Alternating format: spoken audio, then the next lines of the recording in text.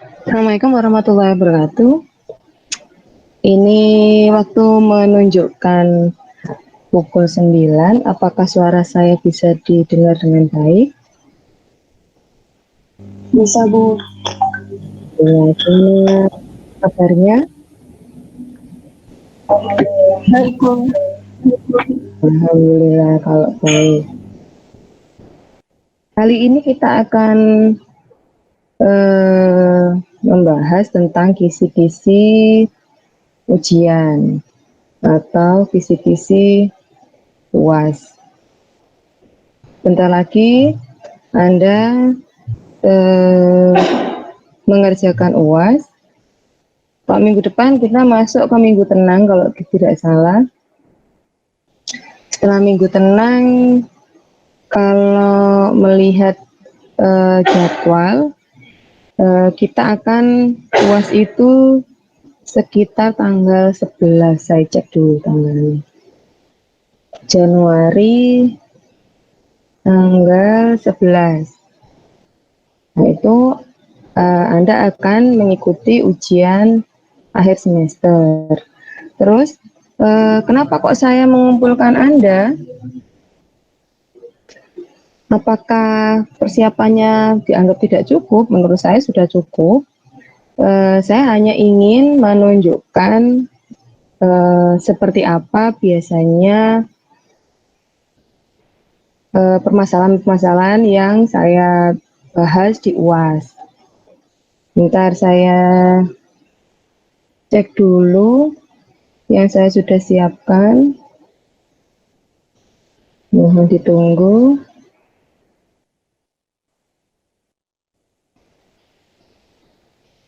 Bentar. Sambil ini jumlah mahasiswanya yang sudah tergabung hanya 100. Apakah memang jumlah mahasiswa TIF itu cuma 100? Seingat saya 100 lebih. Limit, Bu. Mana?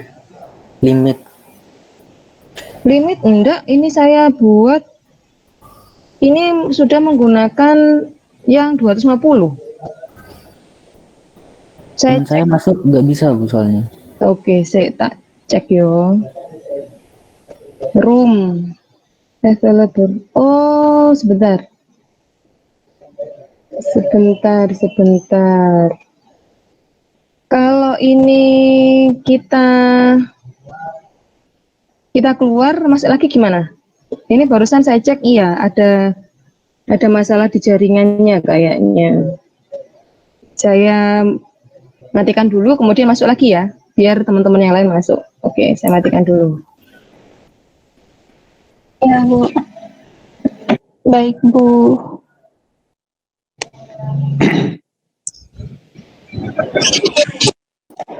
Mohon maaf, Bu, suaranya tidak terdengar. Oh alah, ya Allah, kenapa ininya mic-nya mati? Oke, maaf ya Rek, saya ngomong sendiri berarti dari tadi. Oke, saya ini kan untuk soal UAS-nya itu saya tidak akan keluar dari yang pernah Anda pelajari, baik dari Pak Muni maupun Pak Adi Heru. Yang saya tekankan adalah pada studi kasus, walaupun soalnya bukan soal IC, jadi soalnya adalah soal pilihan ganda. Kalau Anda tidak bisa, ya wis hitung gendek nggak apa-apa wis. Ya seperti itu. Bentar.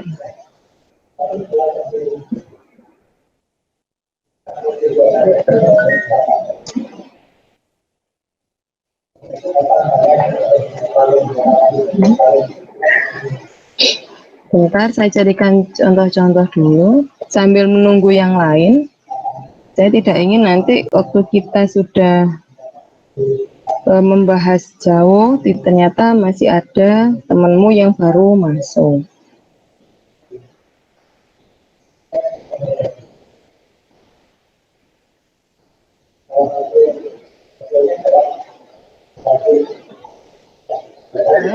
Sudah kita yang saya tampilkan ini bukan merupakan keharusan, cuman saya mencoba untuk merangkum dari materi yang pernah Anda dapat.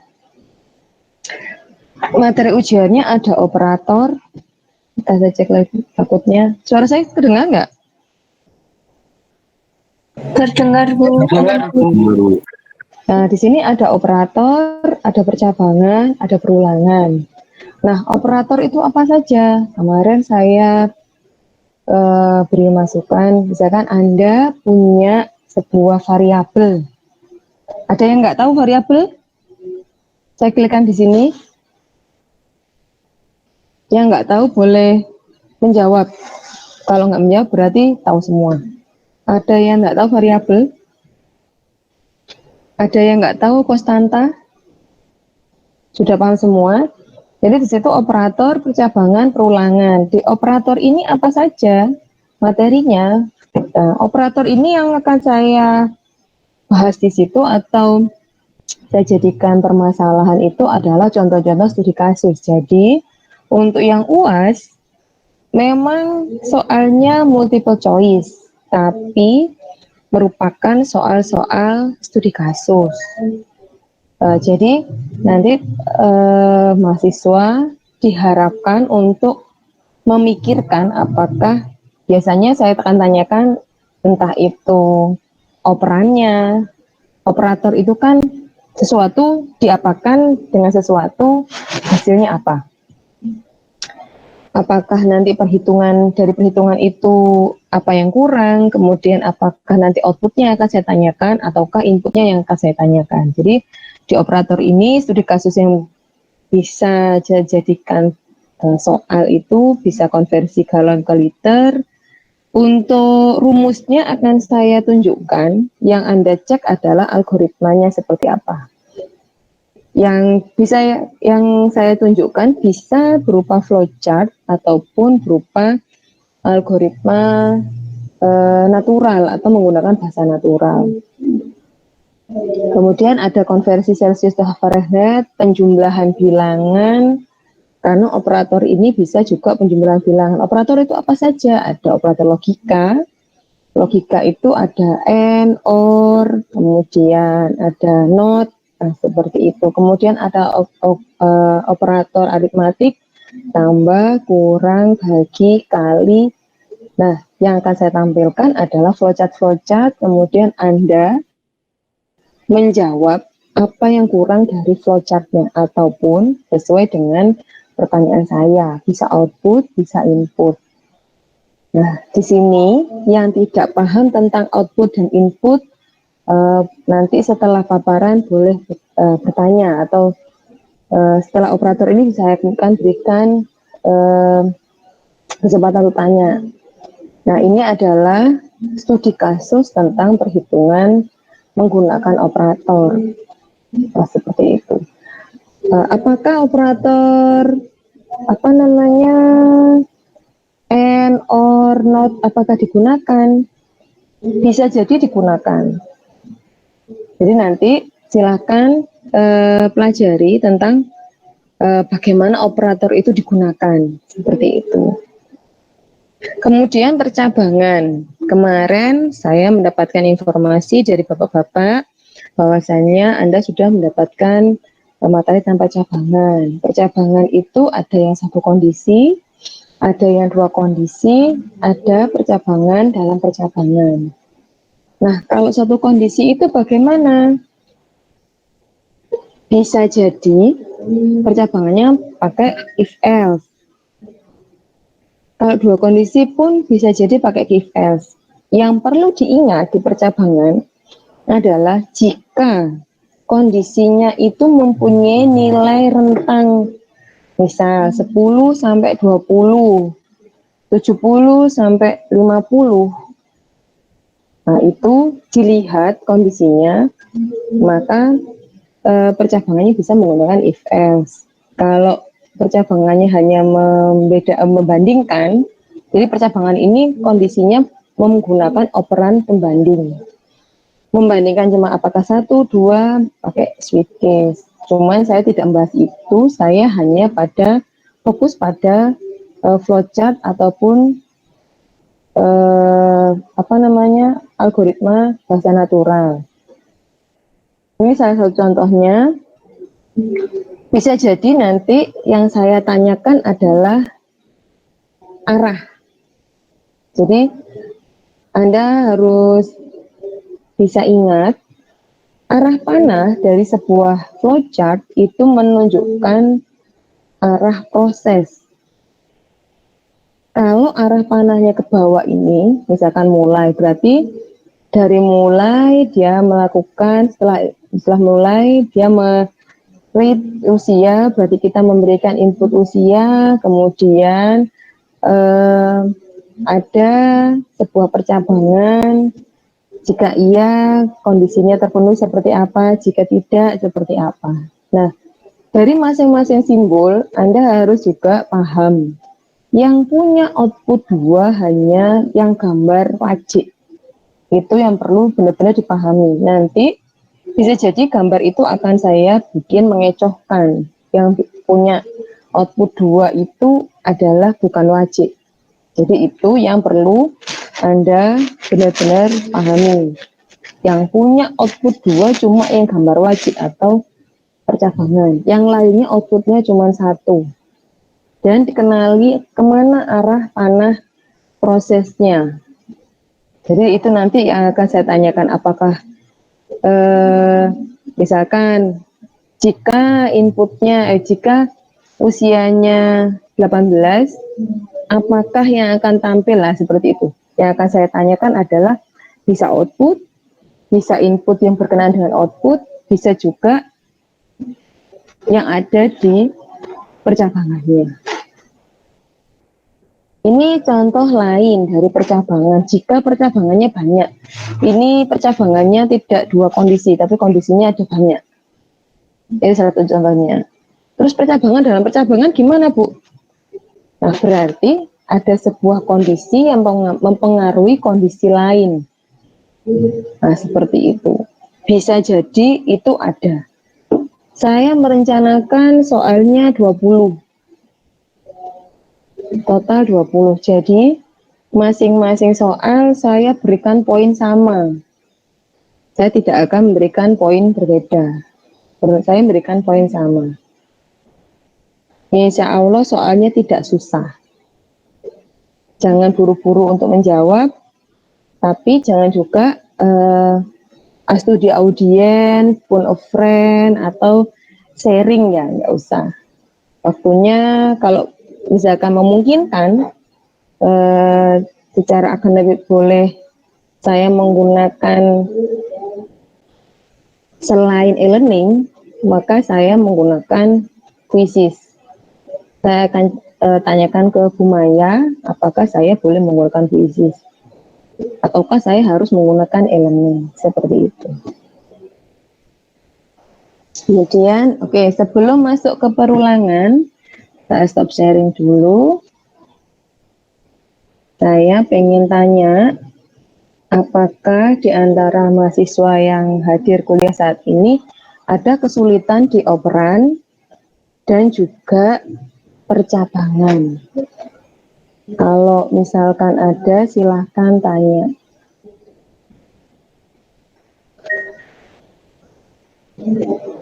Gimana?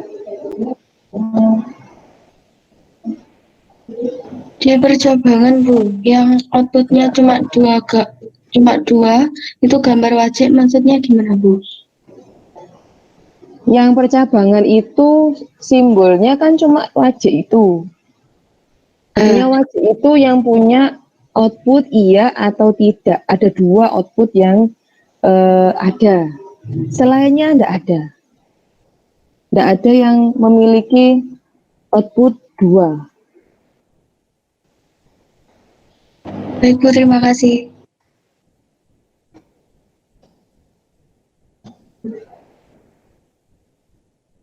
Bentar, saya tak laporan.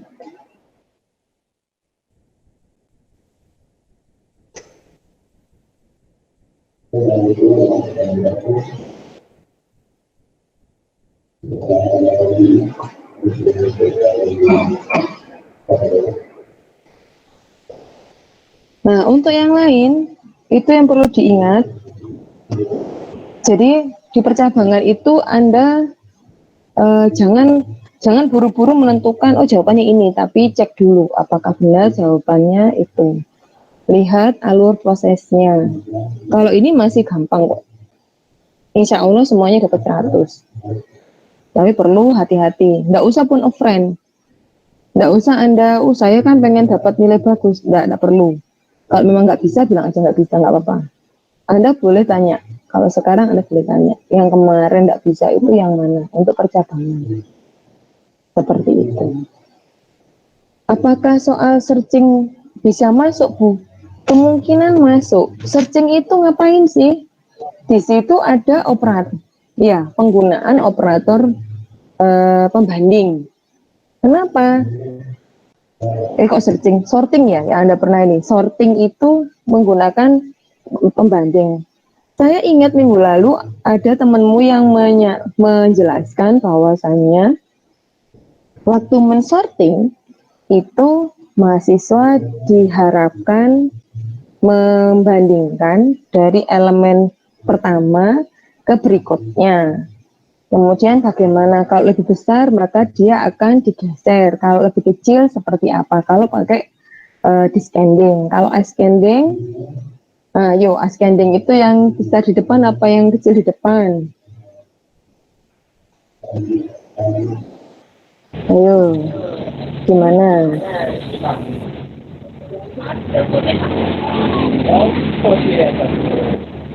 Mas, suaramu kok kerusuk-kerusuk? Apakah suara saya yang berisik-berisik ya? Kecil di depan, Bu. Kecil di depan. Ascending. Nah, kalau seperti itu, Anda kan menggunakan operator pembanding. Kemudian apa lagi? Pasti menggunakan penugasan. Kemudian apa lagi? Pasti menggunakan perulangan. Berarti sorting masuk. Nah, kemudian kalau searching masuk tidak, Bu? Kemungkinan masuk untuk searching. Kita melakukan pembandingan juga. Kemudian diulang. Kenapa? Kita akan melihat seperti apa data yang ada di dalam variabelnya. Seperti itu. Saya akan lanjut lagi materinya. Apakah ada yang mau ditanyakan lagi? Saya tidak akan buru-buru kalau memang Anda kurang paham. Gimana? Boleh diteruskan? Ini hanya review saja, nggak usah terlalu tegang.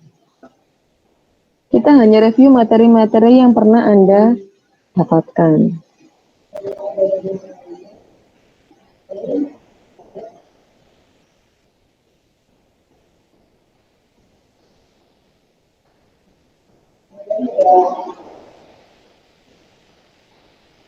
Bisa saya lanjutkan? Bisa, Bu. Oke, kita akan review tentang perulangan. Anda sudah mendapatkan materi ini sebelumnya, ada while, dan for. Yang kemarin sempat saya tanyakan, jadi jawaban teman-teman mahasiswa, itu saya beranggapan mahasiswa sudah paham tentang perulangan ini. Walaupun saya berikan contoh, ini ada perulangan do while. Kalau do while di situ menurut teman-teman Anda, dia akan melakukan satu kali aktivitas, kemudian akan menanyakan kondisi. Jadi walaupun kondisinya salah, dia tetap akan melakukan aktivitas itu. Kalau while, dia akan menanyakan kondisinya dulu. Kalau kondisinya benar, maka dia akan melakukan sesuatu. Kalau kondisinya salah, maka dia tidak akan melakukan sesuatu apapun. Itu kalau while. Nah, kalau for bagaimana? Kalau for, saya kira Anda sudah paham semua. Kalau for itu pasti kita sudah tahu jumlah berulangnya.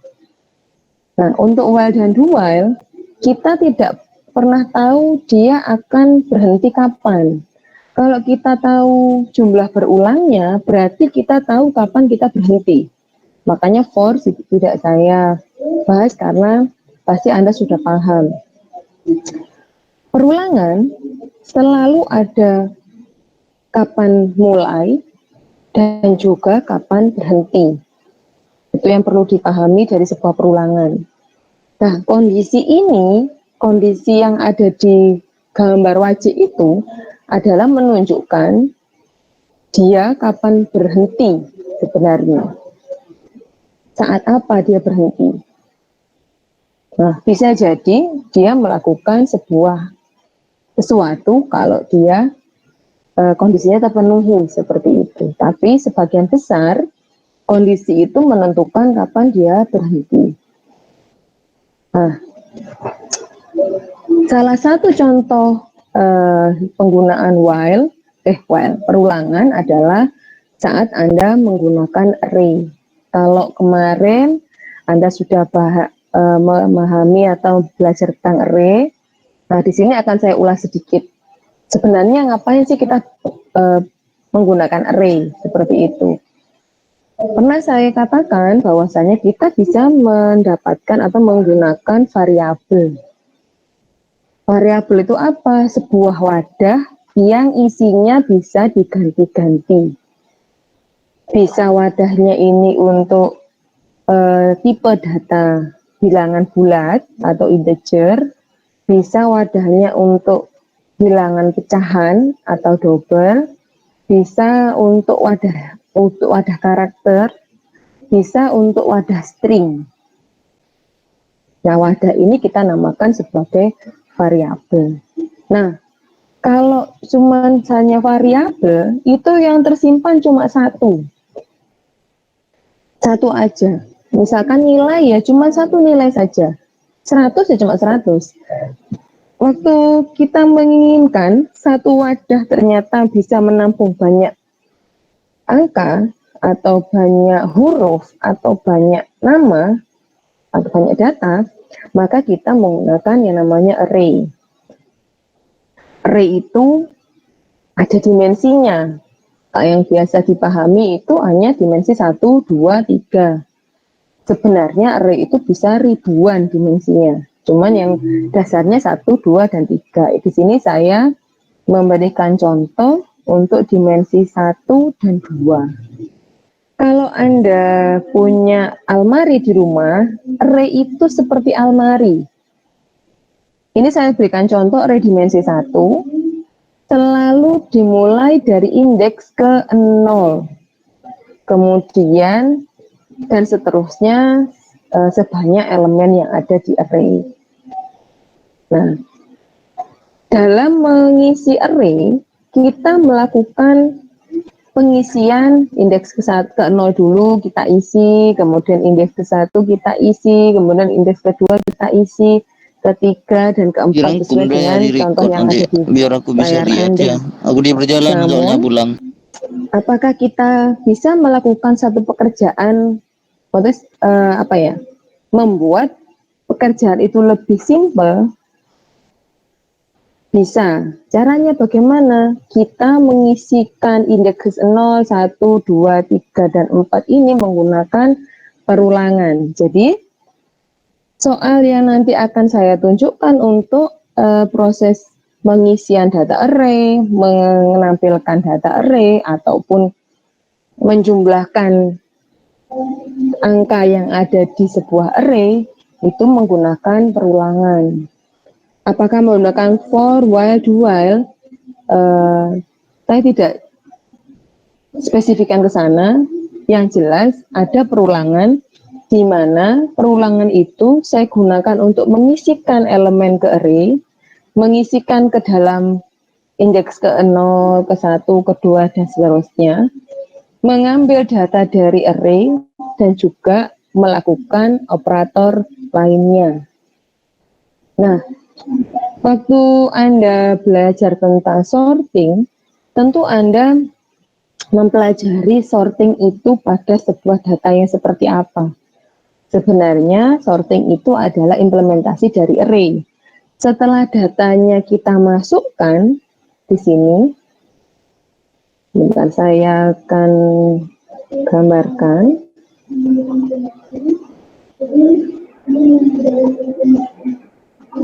Misal kita punya kolom 5, barisnya kolom 1 deh. Kolom 5 barisnya 1. Nah, misal kita seperti ini. 1, 8, 7,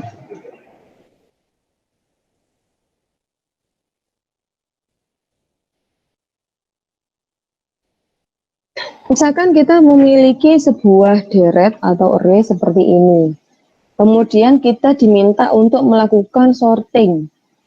Yang kecil di depan. Maka yang Anda harus lihat kan dari yang isinya 78, yang ke 0, baris, ini kolom ya, kolom ke 0 dibandingkan dengan kolom ke 1. Kemudian kolom kalau lebih kecil maka digeser.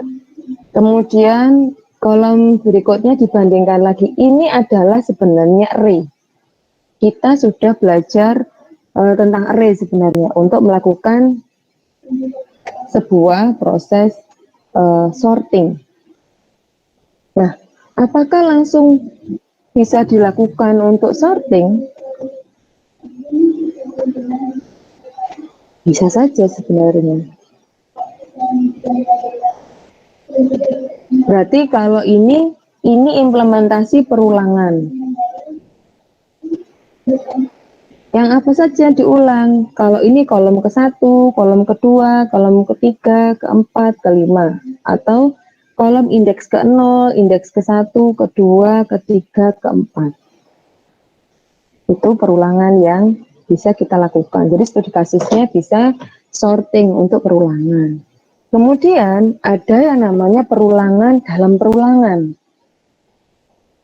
Nah, bagaimana? Kalau kita memiliki data array dimensi 2. Kenapa dikatakan dimensi 2? Kita punya kolom, kita punya baris. Itu yang dinamakan namanya array dimensi 2. Berarti perulangan baris itu harus ada dalam perulangan kolom.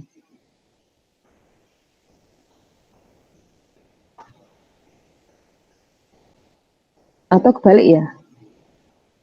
Ada yang bisa meluruskan? Apakah perulangan baris itu dalam perulangan kolom ataukah perulangan kolom yang dalam perulangan baris? Ada yang membantu? Masih nggak bisa masuk ya temanmu?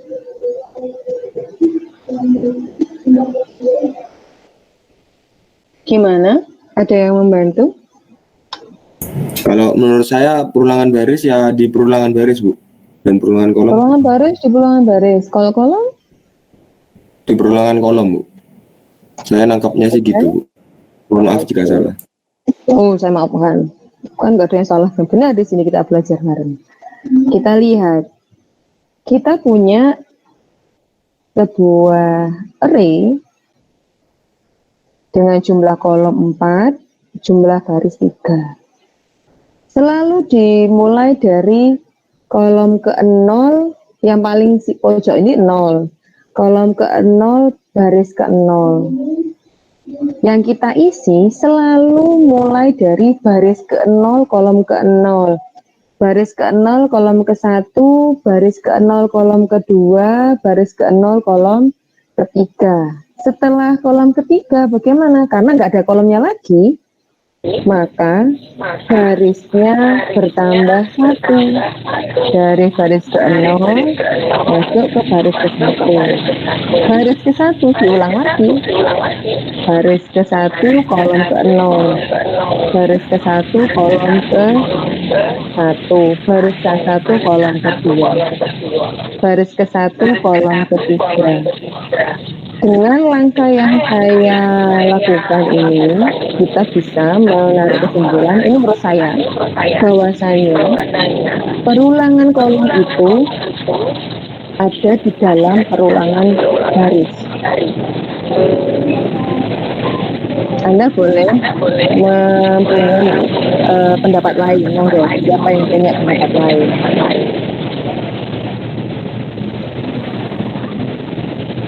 Gak usah takut untuk diskusi, monggo.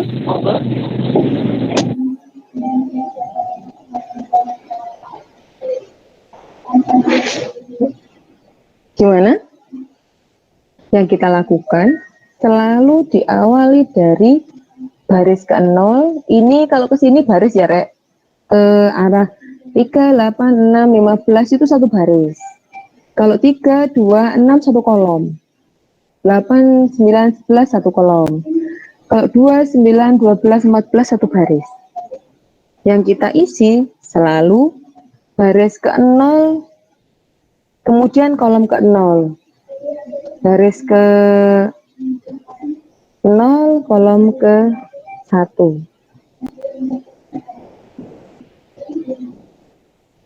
Ini salah satu implementasi dari sebuah perulangan.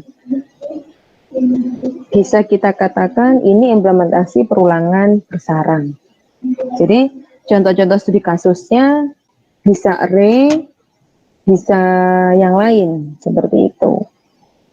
Pastikan soal yang akan saya berikan nanti soal-soal studi kasus, bukan soal-soal tentang konsep dan prinsip kerja dari sebuah perulangan, percabangan, dan juga operator.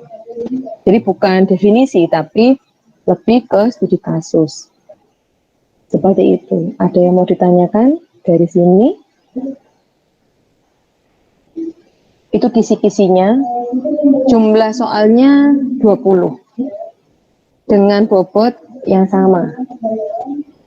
Masing-masing soal bobotnya sama. Ini ada salah satu contoh array dimensi 1. Cuman saya kira Anda bisa mencari contoh-contoh lain yang ada di internet seperti itu. Nah, gimana? Ada yang mau ditanyakan di sini?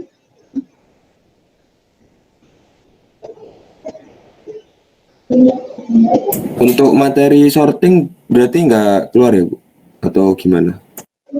Kalau untuk materi sorting itu salah satu studi kasus yang bisa kita angkat dari perulangan dan juga percabangan. Bisa jadi masuk. Makanya saya berikan studi kasus saja yang akan kita bahas. Sorting mau Google Store, Bubble Store, kemudian insert dan sebagainya. Tidak masalah. Yang akan saya tuliskan di situ bisa jadi flowchart-nya, bisa jadi stokotnya, bisa jadi dari sebuah stokot atau flowchart apa yang kurang. Sorting masuk dalam salah satu studi kasus perulangan dan percabangan. Kan sorting itu Anda melihat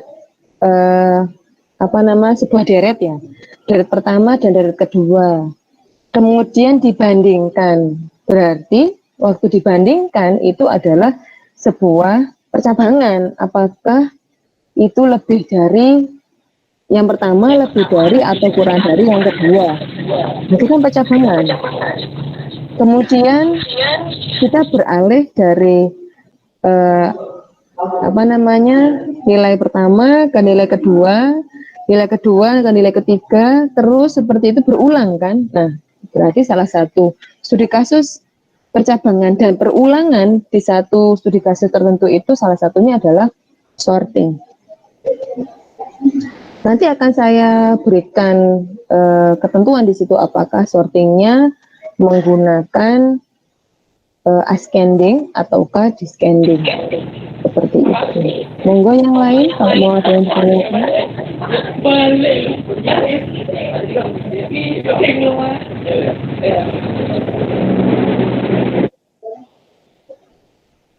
Ada yang mau bertanya lagi? Jadi 20 soal itu keseluruhannya adalah studi kasus. Gitu.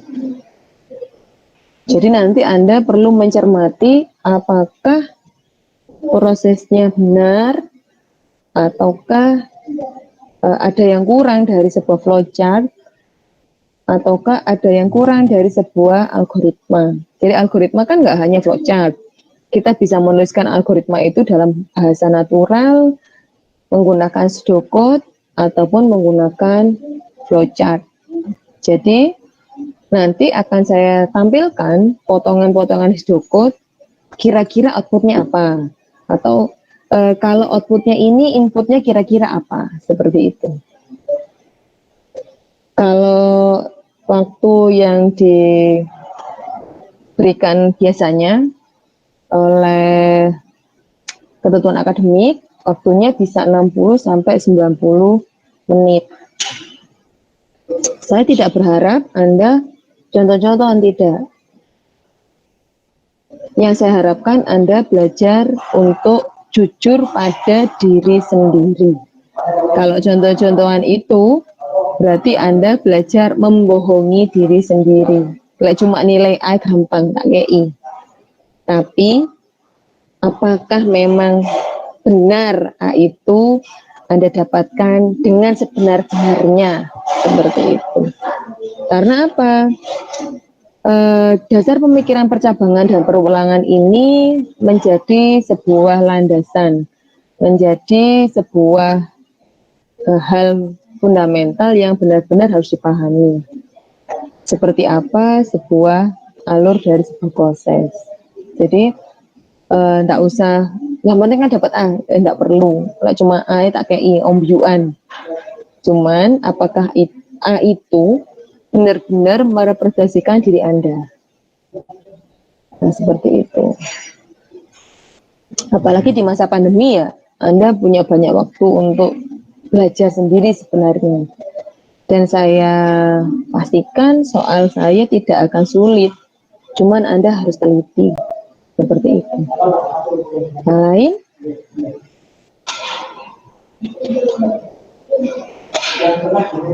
Apakah ada yang mau ditanyakan? Ini ada perbaikan lampu, jadi lampunya dimatikan sebentar, dihidupkan lagi.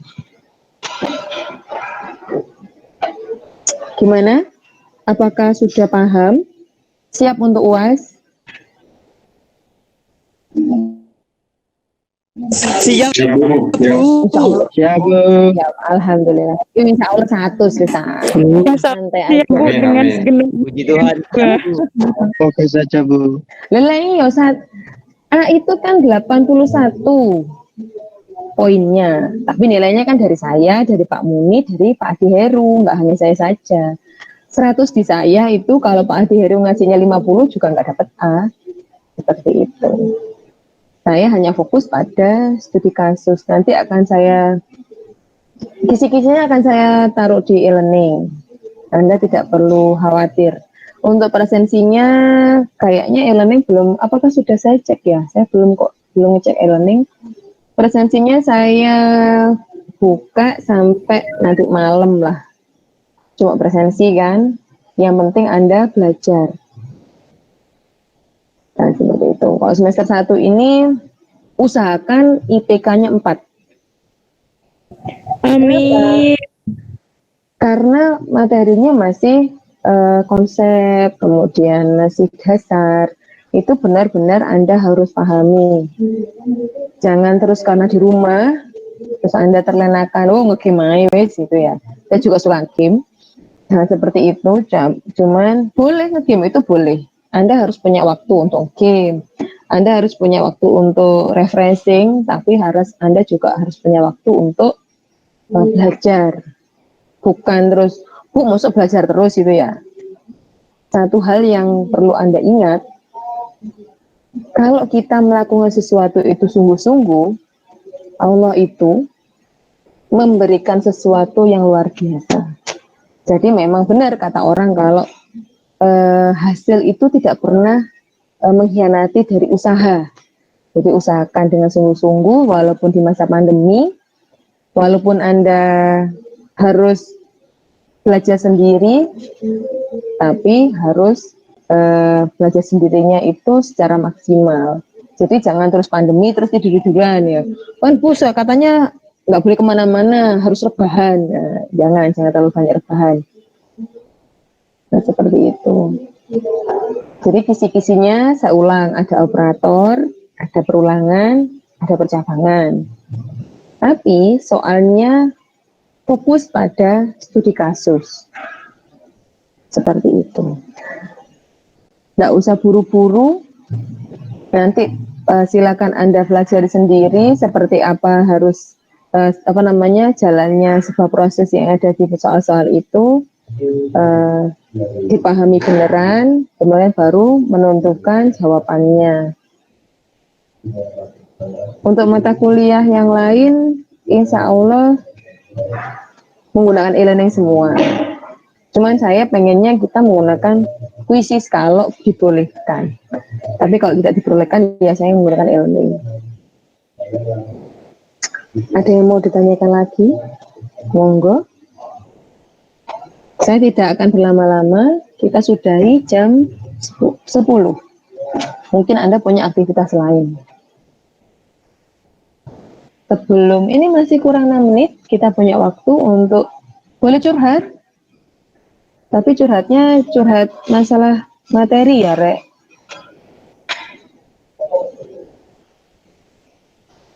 Gimana? Ada yang mau nanya nggak, Bu? Nanti kalau nilainya jelek boleh nggak, Bu, perbaikan gitu? Ada nggak yang pengen perbaikan?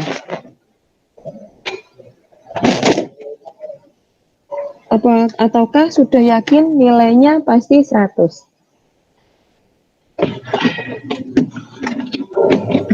Enggak, Bu. Kok enggak? Yakin dong.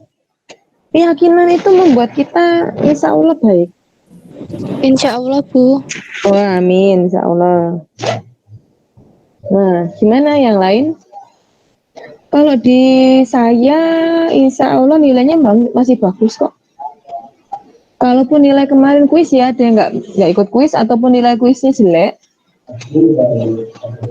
saya akan cek atau gimana enaknya? Apakah diberikan tugas tambahan? Menurut saya tugas yang diupload mahasiswa sudah memenuhi syarat untuk mengikuti UAS di tatap muka saya. Gimana? Adakah yang mau curhat? Curhat online boleh.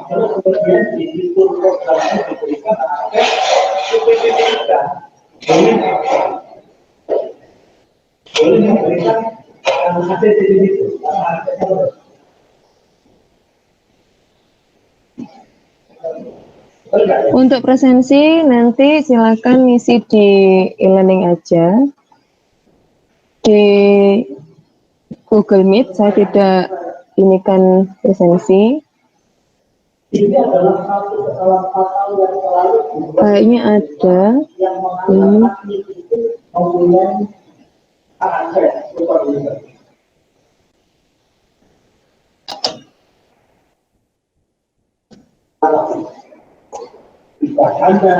ini. Orang akan berubah menjadi adminnya karena dia akan bisa mengakses keluarga. Oh, sudah ada kok, Rek. Silakan nanti ngisi presensi di e-learning ya. Karena e-learning itu nanti akan saya laporkan ke Bu Maya. Ini juga tadi sudah saya capture dan saya laporkan ke Pak Kajur. Kita kuliah pagi ini dengan jumlah mahasiswa yang bisa masuk 100, walaupun kelasnya sudah saya buka 250. Seperti itu. Mungkin nanti ada perbaikan-perbaikan di semester depan. Karena melihat kondisi saat ini yang dimana ternyata semakin banyak yang terdampak COVID, kemungkinan ini saya tidak mengatakan bahwasanya semester depan kita pasti tidak akan ketemu. Kemungkinan kita masih menggunakan perkuliahan secara daring dengan kondisi yang ada. Semoga saja setelah Januari ada perbaikan, ada kondisi yang membaik dari pandemi ini, berarti semester depan kita akan ketemu secara langsung. Tapi kalau tidak bisa ya kita akan pembelajaran secara daring lagi, seperti itu. Untuk tugas-tugas bagaimana? Mungkin ada yang kurang, akan saya berikan kesempatan untuk mengirimkan, boleh melalui ketua kelas menghubungi saya atau Anda mengirimkan ke email saya. Untuk yang merasa kemarin tidak UAS, tidak ulangan, akan saya berikan tugas pengganti. Tapi setelah UAS, seperti itu. Ada yang mau ditanyakan? Sebelum kita akhiri, kurang 1 menit lagi.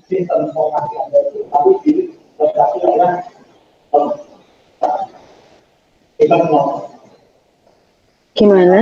Nah, Bu, ulangan itu yang ulangan UAS apa ulangan kuis kemarin? Iya. Kalau yang kayaknya sudah ketua kelasnya sudah mengirimkan nama, tapi saya tidak tahu kan nama itu apakah aktif ataukah tidak. Akan saya siapkan untuk tugas pengganti, tapi setelah UAS. Mohon nanti ketua kelas mengingatkan saya, Bu, tugas penggantinya ulangannya apa gitu. Oke? Ada yang perlu ditanyakan atau tidak? Kalau tidak ada, Maaf Bu, tanya. iya, ya apa Mas? Yang kemarin itu kan yang kuis itu kok banyak sekali apa itu kode-kodenya itu Bu. Udah ngerjakan tapi kok enggak masuk. Itu jaringannya antara ada dan tiada, nggak tahu saya. Kemarin itu ada gangguan di mana jaringannya tiba-tiba mati mendadak, kemudian tiba-tiba hilang, tiba-tiba mati lagi gitu. Jadi memang ada beberapa temanmu yang mengirimkan capture kalau dia sudah mengikutinya dan ada nilainya. Ada beberapa yang seperti itu. Jadi yang tidak ikut kemungkinan ya memang tidak aktif. Seperti itu. Makanya ketua kelas sudah mengirimkan nama-nama yang memang tidak ada di list dan tidak ikut.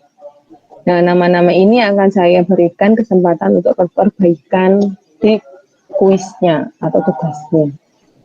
Bu, kalau kemarin nilainya jelek gimana? Apakah boleh perbaikan? Akan saya pertimbangkan. Ada yang lain?